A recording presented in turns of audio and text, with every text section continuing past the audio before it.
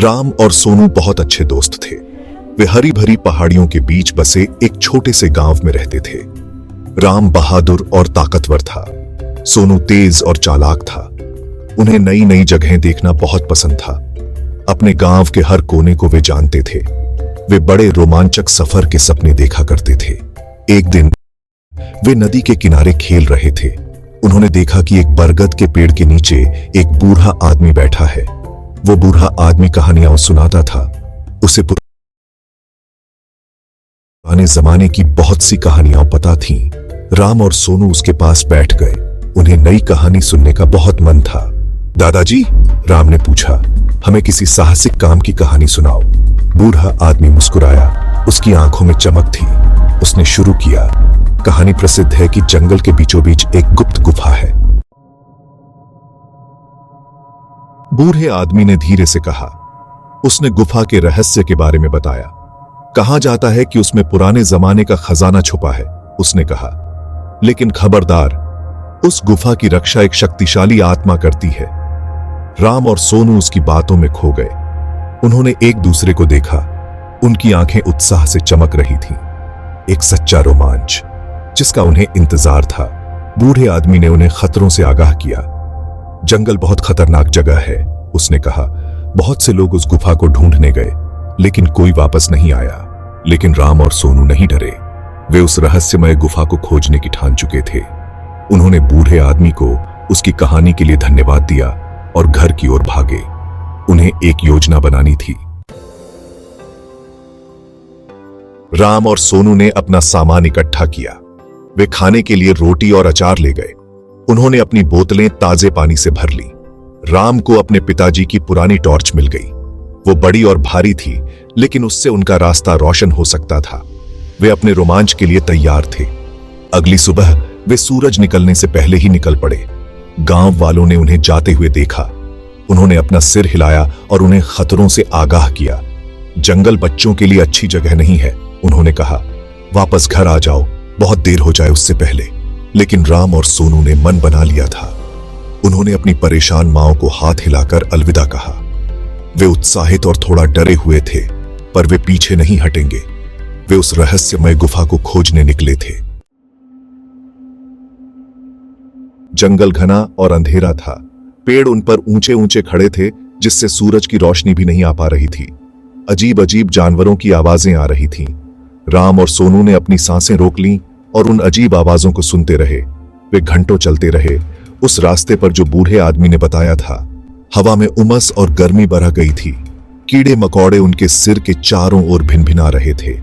कांटे उनकी बाहों और पैरों को छील रहे थे, पर वे चलते रहे। वे हार नहीं मानने वाले थे। अचानक जंगल शांत हो गया।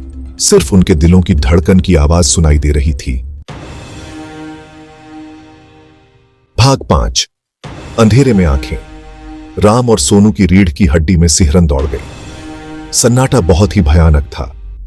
उन्होंने अपनी टॉर्च आगे की ओर चमकाई, लेकिन अंधेरा उनकी रोशनी को निगलता हुआ लग रहा था। झाड़ियों में कुछ सरसराहट हुई। वे डर के मारे जहां थे वहीं रुक गए। उनके दिल तेजी से धड़क रहे थे। दो चमकती हुई आंखें उन्हें घूर रही थीं। राम और सोनू डर के मारे हांफने लगे। वो जीव रोशनी में आ गया। वो एक कुत्ता था, दुबला पतला और कमजोर। उसके बाल उलझे हुए थे और उसकी आंखों में डर साफ दिखाई दे रहा था। राम और सोनू को उस बेचारे जानवर पर बहुत तरस आया। उन्होंने उसे अपनी रोटियां खाने को दी। भाग 6। रक्षक की विनती।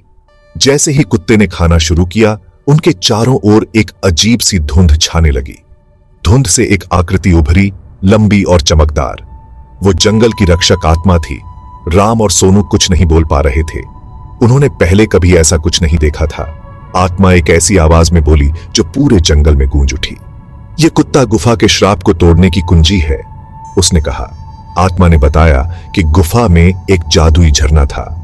एक श्राप की वजह से झरना सूख गया था। सिर्फ खोया हुआ कुत्ता ही उन्हें झरने तक ले जा सकता था। भाग 7। प्राचीन श्राप को तोड़ना।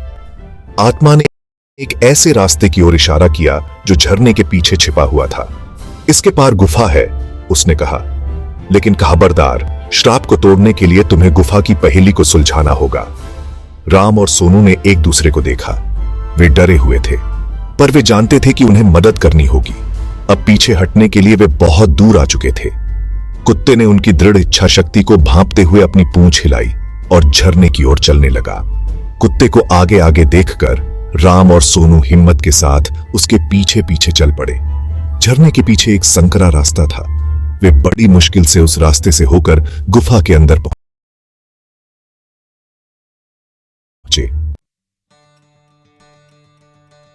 भाग 8। एक वीरतापूर्ण वापसी।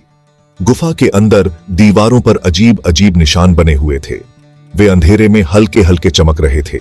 हवा उत्सुकता से भरी हुई थी। कुत्ता गुफा के बीचों बीच जाकर भौंकने लगा। जरूर यही पहेली होगी, उन्होंने सोचा।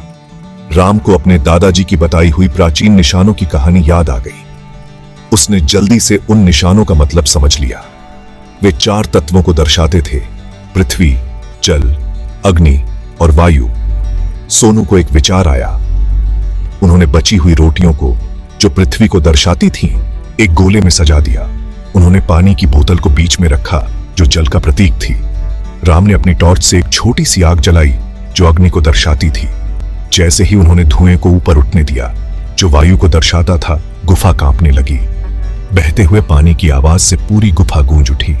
झरने में फिर से पानी आ गया था। श्राप टूट गया था।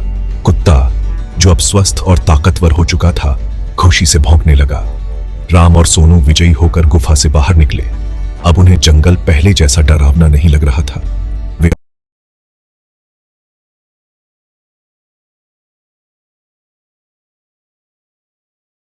अपने वफादार साथी कुत्ते के साथ गांव लौट आए। गांव वाले उनकी कहानी सुनकर हैरान रह गए। राम और सोनू हीरो बन गए थे। उन्होंने अपने डर का सामना किया था और श्राप को तोड़ने में मदद की थी।